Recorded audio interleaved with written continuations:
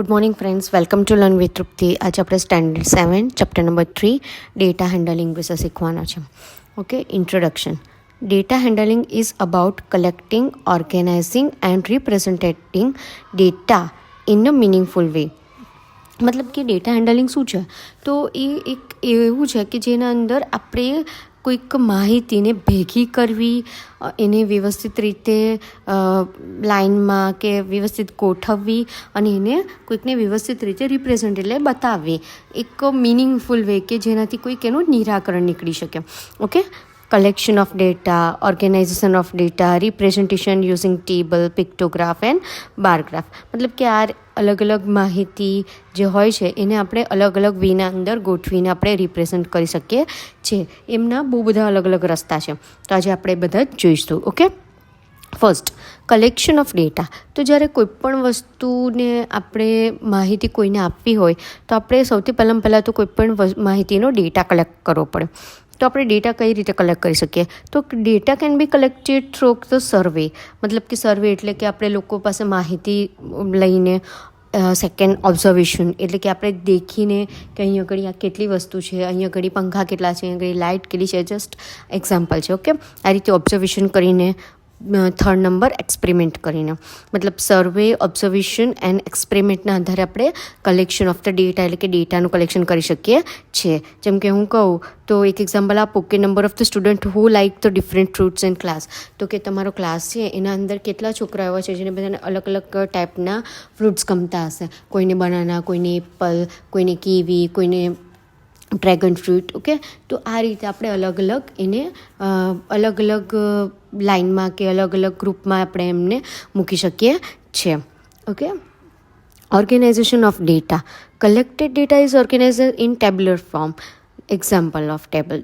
ચાલો દેખો, તો આપણી પાસે ધારો કે માહિતી આપણને મળી ગઈ કે ભાઈ આ રીતનું અહીંયા આગળ આવું છે, અહીંયા આગળ આવું છે. ઓકે, તો હવે આપણે એને ગોઠવીએ કઈ રીતે? તો અહીં હું તમને એક એક્ઝામ્પલ આપેલું છે. જુઓ, તો એક બાજુ મેં ફ્રૂટ લખ્યા છે, એપલ, બનાના, ઓરેન્જીસ. ઓકે, તો કેટલા સ્ટુડન્ટને એપલ ભાવે છે? તો કે 10. કેટલા સ્ટુડન્ટને બનાના ગમે છે? તો 8. કેટલા સ્ટુડન્ટને ઓરેન્જને લાઈક કરે છે? તો કે 12. આ રીતે આપણે એને એક ટેબલના ફોર્મમાં ગોઠવી શકીએ છીએ. ઓકે, તો આને ટેબ્યુલર ફોર્મ કહી શકીએ આપણે. સેકન્ડ છે પિક્ટોગ્રાફ. A pictograph is use of picture using symbols and represent the data. પિક્ટોગ્રાફ એક બહુ ઇન્ટરેસ્ટિંગ વસ્તુ છે જેના અંદર બહુ નંબર્સ કે બધી એટલી બહુ માથાકૂટ નથી, પણ એની અંદર સિમ્પલ એક વસ્તુ છે કે તમને ચિત્ર આપેલા હોય, કોઈ નાના નાના પિક્ચર્સ આપેલા હોય, એના બરાબર કોઈક સ્ટુડન્ટ હોય કે કંઈક પણ એના રિલેટેડ કોઈકને કોઈક નંબર હોય. એનાથી આપણને ખબર પડી જાય કે આ પિક્ટોગ્રાફને અંદર આ ગ્રાફમાં શું કહેવા માગે છે. જેવી રીતે હું તમને એક્ઝામ્પલ આપેલું છે એપલ્સનું.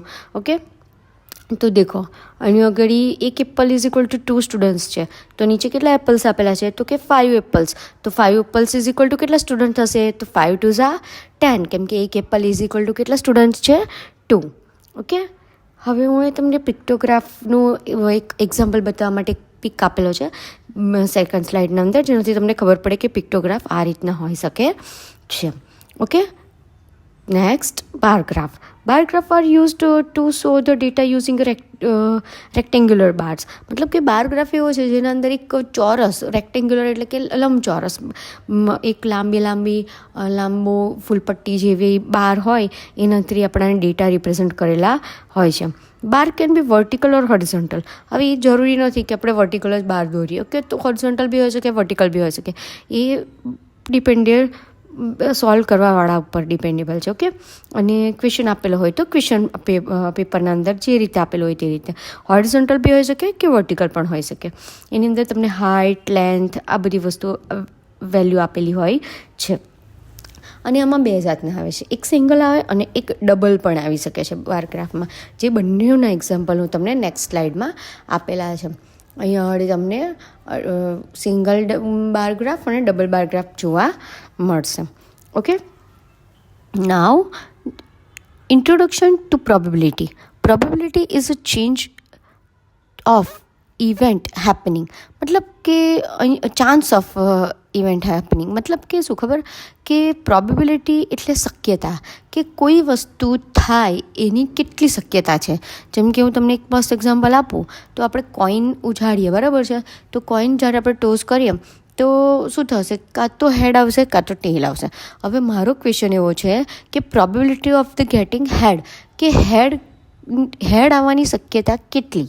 તો હવે એક સિક્કો ધારો કે હું ઉછાળ્યો તો કાં તો એ હેડ આવે કાં તો એ ટેલ આવે, મતલબ 50-50 ચાન્સ થઈ ગયા. તો એનો મતલબ 1/2, મતલબ કે ટોટલ શક્યતાઓ કેટલી હતી, હેડ અને ટેલ, એટલે 2 શક્યતાઓ હતી.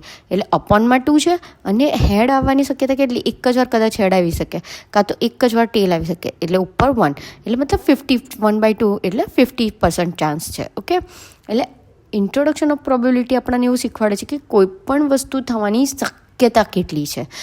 તો શક્યતા કેટલી શોધવાની હોય જ્યારે પણ, ત્યારે સૌથી પહેલાં એક વસ્તુ કે હું વિચારું કે હું એક સિક્કો ઉછાળું છું તો એમાં હેડ કેટલી વાર આવી શકે, તો હેડ આવે કાં ટેલ આવે, એક જ વાર આવે. ઓકે, તો 50% ચાન્સીસ છે, 50% હેડ આવવાનો ચાન્સ છે, 50% ટેલ આવવાનો ચાન્સ છે. ઓકે, તો આ લેસનના જે એક્ઝામ્પલ્સ છે, જે વર્કશીટ્સ છે, એ સોલ્વ કરવા માટે તમને મીન, મીડિયન, મોડ, રેન્જ, આ બધી વસ્તુની નાની ટર્મ્સ છે, આ બધી વસ્તુ તમને ફાઇન્ડ કરવાની જરૂર પડશે. ઓકે, તો મીન કોને કહેવાય, તો કે તમને જેટલા પણ નંબર આપેલા હોય એનો પ્લસ કરવાનો અને એ જેટલા નંબર હોય એના વડે એને ડિવાઈડ કરવાનો. મીડિયન, મોડ, આ બધી જ વસ્તુ જે વધારે વાર રિપીટ થાય તેમ, એટલે આના માટે હું તમને અહીંયા સ્લાઇડ આપેલી છે જેનાથી અંદર એકદમ સિમ્પલ રીતે બતાવેલું જ છે કે મોડ, મીડિયન એન્ડ રેન્જ, આ બધું તમે કઈ રીતે શોધી શકો છો, જે આપણે 6th સ્ટાન્ડર્ડના અંદર શીખી પણ ગયા છે. Okay, now the conclusion. In this chapter we learn how to collect and arrange the data, how to represent data using the table, pictograph, bar graph and basics of probability. Okay, means કે આ ચેપ્ટરના અંદર મેં તમને શીખવાડ્યું એવી રીતે કે કોઈ પણ માહિતી, એટલે કે કોઈ પણ ડેટા આપણી પાસે હોય એને આપણે કઈ રીતે વ્યવસ્થિત રીતે ઓર્ગેનાઇઝ કરીએ છીએ, કઈ રીતે એને ટેબલ ફોર્મમાં કે પિક્ટોગ્રાફના ફોર્મમાં કે બાયોગ્રાફના ફોર્મમાં આપણે એને લખીએ છીએ અને આપણે એના રિલેટેડ માહિતી આપીએ છીએ. તો હવે આ બધું કરવાનો મતલબ એવો છે કે આપણે આસાનીથી કોઈ પણ માહિતી આપી શકીએ અને આપણે ઓછામાં ઓછા સમયની અંદર સોલ્વ કરી શકીએ. ઓકે, અને આપણે પ્રોબેબિલિટી જોઈ શકીએ. આ લેસનને પ્રેક્ટિસ કરવા માટે હું તમને અહીંયા